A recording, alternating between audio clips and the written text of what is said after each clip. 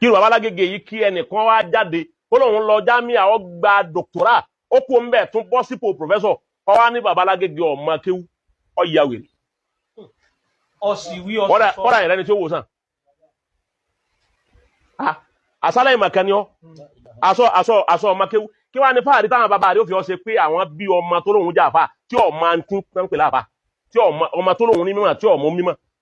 ẹnu àìdá onímọ̀ màá tó fi lè pẹ̀lú mú dá ìmọ̀kan òun àìdá màá gan jáhàlù ní fún ọ ó ń já pọ̀ ọmọ nǹkan kan nù ni. man lam ya'rif al-mudira la ya'rif al-ilm ẹni tí ó bá ti mọ mùdírù ọmọ mímọ̀. bẹ́ẹ̀ni. wọ́n pálá oní aláìmọ̀kan ni bàbá Lágége ó sì lọ tẹ̀fsírì wọn láì mọye ìgbà kó o lè kó lù rẹ̀ wọ mọ́tò wá gbọ́ tẹ̀fsírì wọn pẹ̀lú pòfẹ́sọ̀rà wà bí kílẹ̀ ń pè wọ́n. ìtàsíyà rẹ̀ pẹ̀lú pòfẹ́sọ̀ ó sì jòkó tẹni tí ọlọ́jà míà ó sì gbọ́ tẹ̀fsírì láì mọye ìgbà tó sàǹfààní mẹ́. dáadáa. istafadta min ilmihi. dáadáa. zumma tunkiruhu. Kànúdù nù ni ẹni tó yẹ kó máa ṣàdúrà fún pé mo jàǹfààní nínú mímọ̀ rẹ̀ tí èèyàn lè jẹ́ aláìmọ̀kan kó sì máa ṣe tẹ̀fsírì kó ní mímọ̀ tó ti gba pòfẹ́sọ̀ wájú kó ti lẹ́gbẹ̀ẹ́ kó sì lè kó ń bẹ̀ lọlé tó padà wá ń jọ míì ẹni ó bá jẹ́ pòfẹ́sọ̀ ò ní síbẹ̀ láyé ẹ lè rí pòfẹ́sọ̀ kan tó gba jámì àkọjá àbí dókítà kan tó gba jámì àkọjá láyé kó jòkó ti ẹni tó já láìmọ̀kan kára kó láìmọ̀kan ó sì sọ̀rọ̀ mímọ̀ kọ́ wá máa ṣe mistake mímọ̀ tí ń sọ ni kọ́ wá rí pé ayíntẹ́ni ń yí òye bí ọba lè sọ fún lójú rẹ̀ pé à ń bọ̀wọ̀ rẹ̀ àfẹ́ sọ pé kò yé wọn kò ní padà wájọ́ mi àní àmì ilé jòkó tì so ẹ̀ka tí mo jòkó tì yẹn mi ò ní pé àìmọ̀kan ló wà lára ẹ̀ àwọn èèyàn kàyà àdàdì ìgbà tó wá tó sì jòkó tí bàbá yẹn sì ń tú ìmọ̀ kalẹ̀ lójú rẹ̀ yẹn léjòkó náà tó wá ń jòkó tó ń sàlá àkíbárú tọ́ba ìpá làwọn àkíbárú wípé àfẹ́ sọ pé ń tó wí ọ̀dà ni ọ̀gbọ́dọ̀ wájọ́ kejì tó lè fi mú ọ tó tún wà ó dùn mọ́ ni èèyàn jẹun bì kan ó tún wá ń jọ kejì ó tún jẹun ó jẹ kẹtọ jẹun ọ ni oúnjẹ rẹ̀ dùn fa oúnjẹ tó jẹ lẹ́ẹ̀mẹ́ta ló ní òdùn ìgbẹ́ Kànúdù ni wọ́n pè ọ́ aláìmúrí èèyàn ni wọ́n pè ọ́ ọ sàǹfààní mímọ̀ lára bàbá Lágége ò sì múrí rẹ̀ àlùbáríkà mà wọ́n yọkú ó tiẹ̀ ti yọkú lára rẹ̀ ẹ rí pé kò báyé mu ni ọmọdún mélòó ni tó ti dàbí arúgbó dàbí àgbàlagbà gbogbo àwọn pàráfísà táwa mọ̀ lọ́dọ̀ wáyà yín abáni a máa kà wọ́n fún yín kò séyìí tẹ́ẹ̀rí tẹ́ẹ̀ nírò yìí pé bọ́yá nú Àbújá ni wọ́n jù wọ́n tán ti ń ṣiṣẹ́ wọ́n wọ sọ yóò bá wọn mu wọ́n wá gbádá náà dàbí ìgbà tí ń ńlá fún lólu agbára wọn kù gbogbo ara ti wá gbogbo ara kò jọ lọ arọ ọjọ lọ kò ṣeé pè láàfà wọn ò gbọ́dọ̀ wípé lè yí kọjá jámíà kódà kò kọjá jámíà jámíà ò kọjá lára rẹ̀ pálí nìkan náà ni wọ́n fún irú ẹni bí ọwá nígbà náà mùdírù ọwá ní àwọn onímọ̀ wá jòkó ti lẹ́gbẹ̀ẹ́ àwọn náà wá mìírí wọ́n náà ti bára rẹ̀ wí ebó mìírí wọ́n náà jòkó ti lẹ́gbẹ̀ẹ́ láìmọye gbà ẹ wo kí ni ó sì máa múra rẹ̀ nú ọ̀rọ̀ àmọ́ mo wá mọ tí ń dùn wọ́n ṣe wọ́n bá Asbakiya àti Abdoliya méjèèjì ní sí Adamu ni Asbakiya àti Abdoliya méjèèjì sí Adamu ni nípa wípé akọ mọ̀ ń kí wá sì pòdúsì àwọn nùjàbá